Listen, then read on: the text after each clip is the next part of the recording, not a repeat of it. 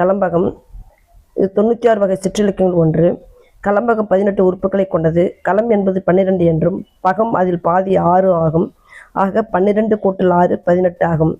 பல்வகை மலர்களால் தொடுக்கப்பட்ட பூமாலை கதமும் இருக்கு இல்லையா, அதுபோல பாக்களால் தொடுக்கப்பட்ட பாடல் தான் கலம்பகம் ஆகும் என்று கூறுகின்றார்கள். பல்வகை மலர்களால் தொடுக்கப்பட்ட பூமாலை போன்ற பாமாலையே கலம்பகம் ஆகும். கலம்பகத்திற்கு யாப்பு வரையறை இல்லை. கலம்பக இலக்கியங்கள் 18 உறுப்புகளை கொண்டது.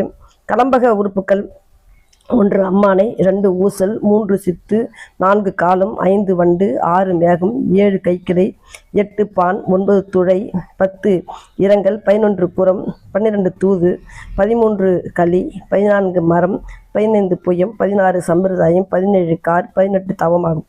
கலம்பகம் அந்தாதி தொடையில் பாடப்படுவது. அந்தாதி தொடை என்றால் என்னன்னு கேட்டீங்கன்னா, அந்தாதி என்பது ஒரு செய்யுளினுடைய இறுதியில எழுத்தோ சீரோ அசையோ அல்லது அடியெடுத்து அது அடுத்த அடி வருது இல்லையா, அந்த செய்யுளுடைய முதலாக அமைய பாடப்படுவதுதான் அந்தாதி ஆகும். அது அந்தாதி பாடல் வரும்பொழுது நான் உங்களுக்கு அதை சொல்லித்தரேன். இப்போ கலம்பகம் அந்தாதி தொடையில் பாடப்படுவது. கலம்பக பாடப்படும் முறை தேவருக்கு 100, அந்தனுக்கு 95, அரசருக்கு 90, அமைச்சருக்கு 70, வணிகருக்கு 50, வேளாளருக்கு 30 ஆகும். இந்த முறையில் பெரும்பாலும் எந்த இலக்கியங்களும் பின்பற்றப்படுவதில்லை. ஆனால் பெரும்பாலும் எல்லா கலம்பகமும் 100 வெண்பாக்களால் பாடப்படுகின்றன. முதல் கலம்பகம் நந்தி கலம்பகம் 3ஆம் நந்திவர்மன் மீது பாடப்பட்டுள்ளது. ஆசிரியர் பெயர் தெரியாது. கலம்பகத்தால் மாண்ட கதை நாடறியும் என்று சிவஞான முனிவர் சோமேசர் முதுமொழியில் குறிப்பிட்டுள்ளார்.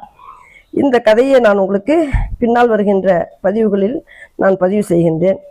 கலம்பகம் பாடுவதில் வல்லவர்கள் இரட்டையர்கள் ஆகும். இரட்டையர்கள்னா இரட்டை புலவர்கள் ஆகும். முதல் தோன்றிய கலம்பகம் நந்தி கலம்பகம் ஆகும். கலம்பகத்திற்கு இரட்டையர்கள் என இரட்டை புலவர்கள் பாராட்டப்பட்டனர்.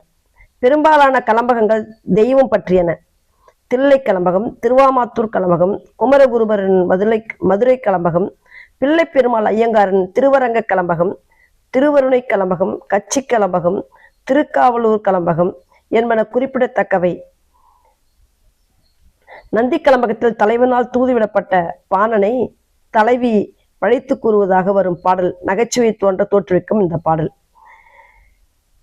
ஈட்டு புகழ் நந்தி பாணனி எங்கையர்தம் வீட்டிலிருந்து பாட விடியளவும் காட்டிலழும் பேய் என்றால் அன்னை, பிறர் நரி என்றார், தோழி நாய் என்றால் நீ என்றேன் நான் என்று ஒரு தலைவி